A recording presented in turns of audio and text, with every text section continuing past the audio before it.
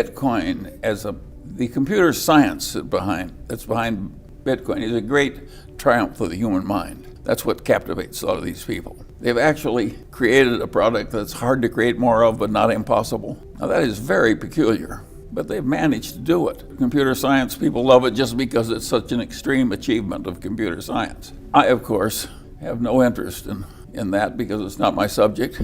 And I see an artificial speculative medium that people are buying just because they think they can sell it to somebody else at a higher price, even though it inherently has no intrinsic value. And so I regard the whole business as antisocial, stupid, immoral. Immoral? Yes, Why immoral. Is that? Why? Why would you trade? Suppose you could make a lot of money trading freshly harvested baby brains. Would you do it, or would you say that's immoral? You wouldn't trade them, would you? It's too awful a concept. Well, to me, Bitcoin is almost as bad.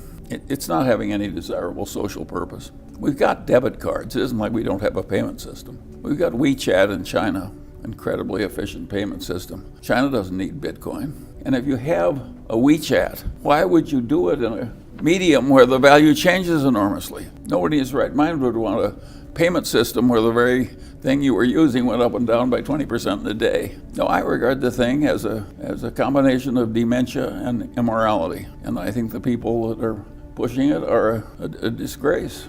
There ought to be some things that are beneath you that you just don't do. And this is one. We did not need a gold a gold substitute like this.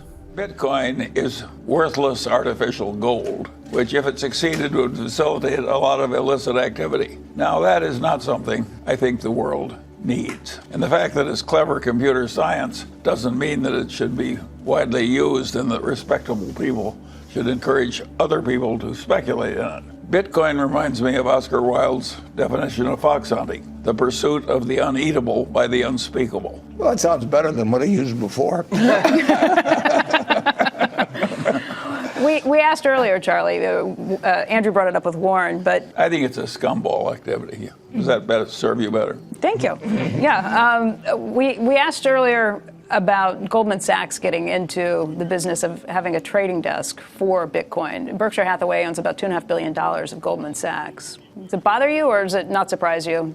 Well, I don't expect every investment bank to agree with everything I think. They have a lot of animal spirits in investment banking.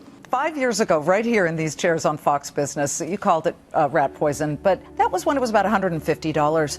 Today it's $9,000. It had hit $19,000. So it's more expensive rat poison.